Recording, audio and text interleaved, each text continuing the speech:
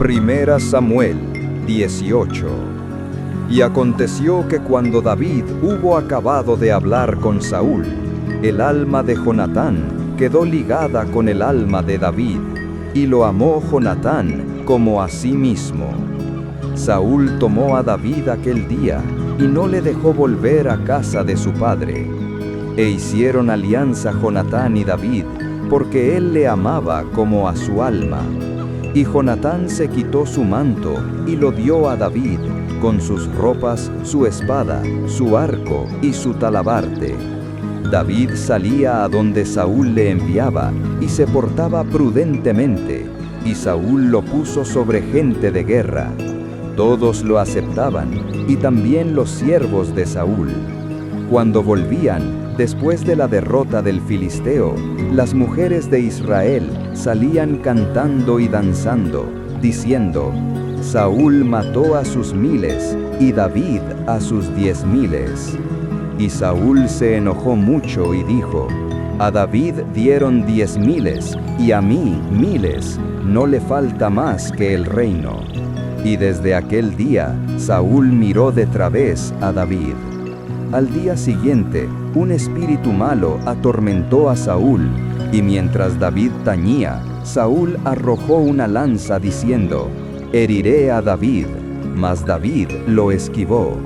Y Saúl temía a David, porque Jehová era con él, y se había apartado de Saúl. David se conducía prudentemente en todos sus asuntos, y Jehová era con él. Viendo Saúl cuán prudentemente se portaba, temía de él. Pero todo Israel y Judá amaban a David. Mical, hija de Saúl, amaba a David. Y Saúl dijo: se la daré para que le sea por lazo. Saúl pidió 100 prepucios de filisteos para ser yerno del rey, pensando que David caería en manos de ellos. David mató a 200 filisteos y dio la cuenta al rey. Le fue dada Mical por mujer. Viendo Saúl que Jehová era con David, temió aún más, y el nombre de David era muy estimado. Análisis, reflexión y aplicación.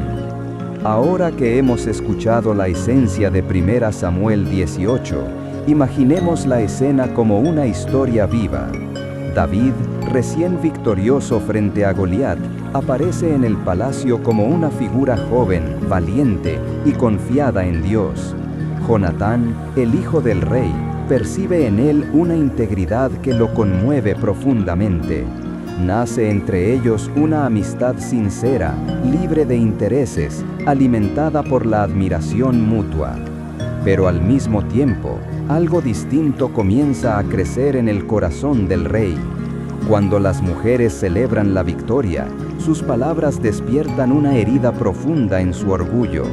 La frase que el pueblo canta no es malintencionada, pero hiere el ego del rey. Allí comienza la transformación de Saúl. La inseguridad se vuelve envidia, la envidia se convierte en miedo, y el miedo termina en odio. A partir de aquí, el capítulo se convierte en un espejo para nuestra propia vida. La historia deja de ser simple narración y pasa a ser una enseñanza para el corazón humano. Primera lección: el corazón puede amar o puede envidiar. Jonatán representa el corazón que ama sin condiciones. Él celebra las virtudes de David, lo honra y lo reconoce. No siente que pierde algo al ver crecer a su amigo. Él da, comparte, se desnuda de su manto y lo entrega sin temor.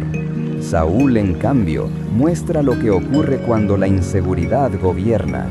La envidia surge cuando miramos el éxito de otros como una amenaza a nuestro valor personal. Saúl comenzó admirando a David, pero cuando el pueblo lo aclamó con más entusiasmo, su mirada cambió. Creyó que David competía con él, aunque la competencia existía solo en su mente. Así ocurre con nosotros. Cuando vemos que alguien avanza, que logra algo, que sobresale, podemos sentir admiración como Jonatán, o comparación y celos como Saúl. El sentimiento que elijamos cultivar es el que modelará nuestra conducta. Segunda lección: la humildad protege y el orgullo destruye. David nunca intenta ocupar el lugar de Saúl. Sirve con fidelidad, obedece, honra al rey, se comporta de manera prudente. Sin embargo, Saúl le atribuye intenciones que David no tiene. El problema no estaba en las acciones de David, sino en el corazón de Saúl. La humildad nos recuerda que nuestro valor no depende del reconocimiento externo, sino de quiénes somos delante de Dios. El orgullo, en cambio, interpreta todo como una amenaza. Hace que pensemos que otros quieren lo que tenemos, que nos comparen, que nos superen, y así nos convertimos en enemigos de nosotros mismos, igual que Saúl lo hizo. Muchas veces, nuestra lucha interna ocurre sin fundamento. Son temores imaginarios, inseguridades no enfrentadas, heridas del ego. Allí empieza la destrucción interior.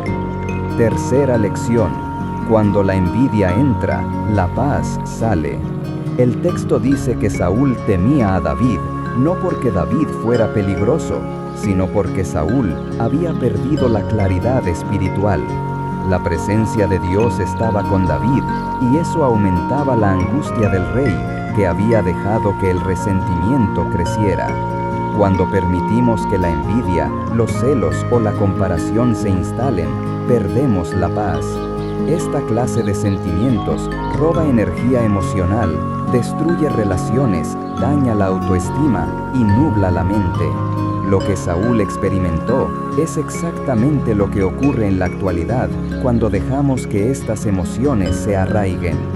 Si sentimos rechazo hacia alguien sin razón concreta, si nos incomoda su éxito o nos sentimos amenazados por su crecimiento, quizá no sea la persona el problema, sino nuestro interior necesitando atención. Cuarta lección: ¿cómo mejorar si sentimos lo que sintió Saúl?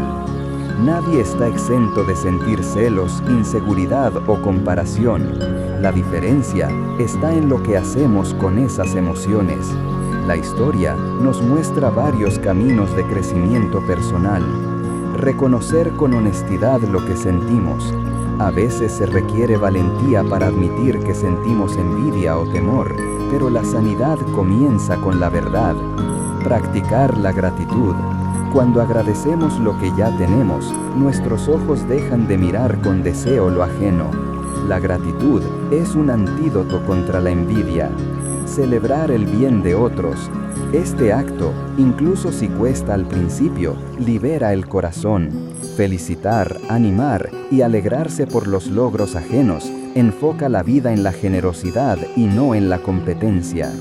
Buscar amistades como la de Jonatán, relaciones donde haya sinceridad, apoyo y alegría mutua, y al mismo tiempo, esforzarnos por ser personas que acompañen en vez de competir. Recordar que la identidad personal proviene de Dios. Cuando esto está claro, el éxito de otros no amenaza la propia valía. Saúl olvidó de dónde provenía su propósito, y ese olvido abrió la puerta a la destrucción interna. Conclusión final. La historia de 1 Samuel 18 es un retrato de dos caminos. El de Jonatán, marcado por la nobleza, la amistad y la humildad, y el de Saúl, marcado por la envidia, el temor y la destrucción interior. Cada uno de nosotros decide diariamente cuál de esos caminos seguir. Podemos elegir ser personas que celebran, que acompañan, que apoyan, que aman sin miedo. O podemos permitir que la comparación y el orgullo nos roben la paz.